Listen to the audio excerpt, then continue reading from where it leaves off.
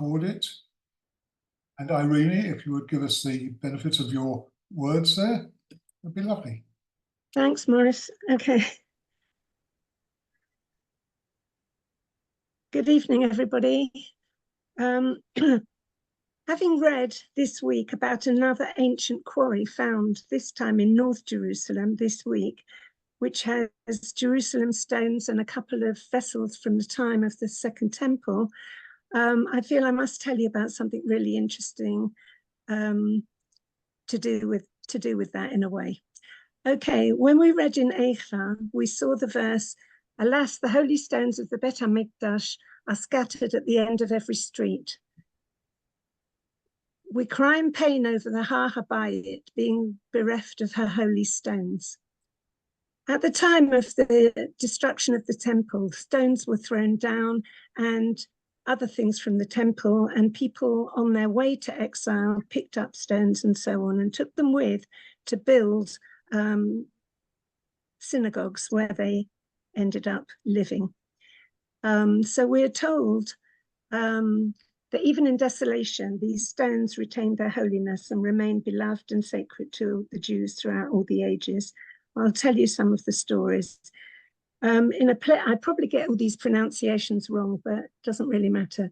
In a place called Jerba, Jerba, it's an island off Tunisia. There were Jews there from the time of King Solomon, and they had a door from the Bet HaMikdash. They established a city called Ir HaKohanim because there were mainly Kohanim there, and they put the door at the entrance to the shul. And later they extended the shul using stones that they brought with. They named the synagogue Al-Gribah, which means wondrous in Arabic. It was a sacred place, and Jews came from all over the place to pray there. There's a story about it where some hooligans came to steal from the shul. They stole barrels of oil that were used for lighting the synagogue, and they loaded it onto camels, but the camels wouldn't move. They just couldn't make them go and take them away. So in the end, they realized that a heavenly power was holding them back, and they actually had to return everything to the shul.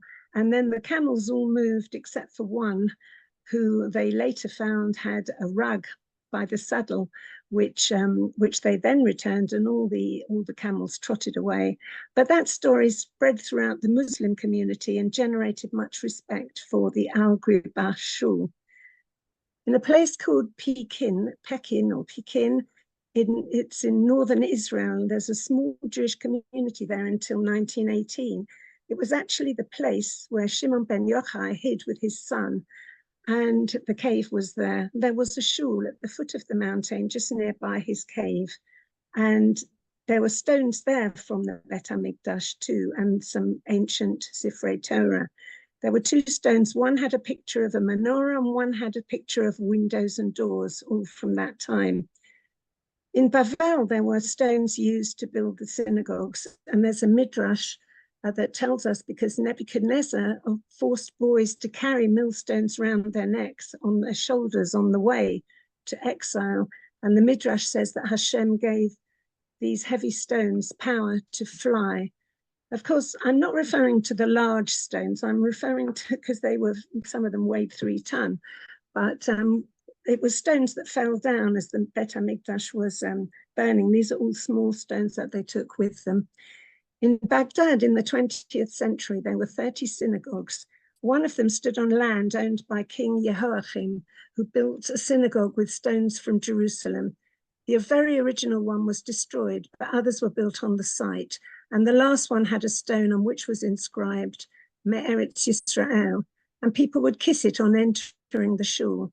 The leader of the Kehillah even brought some soil from Israel, which they put on the floor to fulfill the pasuk, and they will cherish the earth. And there's a town called Nehardea, which is quite near there, west of it, and it was an important center for study.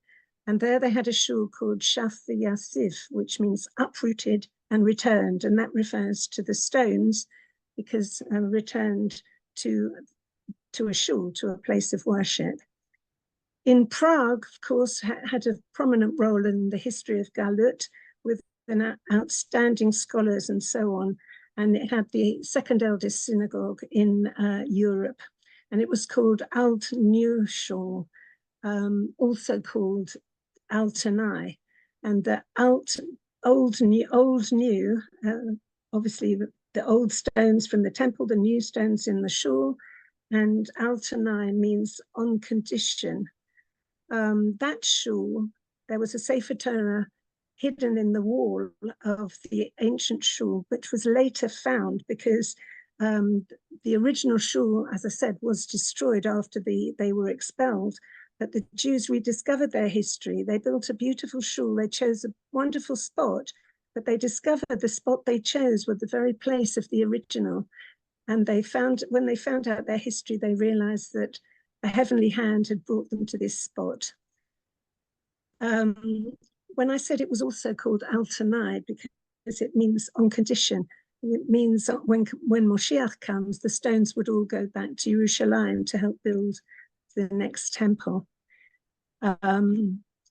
So the eventual return, let's think about that. When the Bet HaMikdash was destroyed, Hashem said to Ezekiel, because I drew them away from my holy dwelling, I will be for them a small Mikdash. And Chazal tell us that during the Churban, Hashem took the broken pieces from the Bet HaMikdash and scattered them throughout the world. And whenever one was placed, a shul was built. So that's what I mean when I was talking about Altanai. Every shul built in Galut is built Altanai. Even Kenton, it means it was built on condition of its return. When we go back to Jerusalem, when Moshiach comes, we will merit having all the dispersed stones and earth return to Jerusalem. So there's a midrash that says that the next Bet HaMikdash will be as large as Jerusalem because of all the shuls from the entire world. May we merit that reality soon. Shabbat Shalom. Thank you. It was very nice, very interesting. That was lovely. Yeah. Thank Thank you. Nice. Shkach,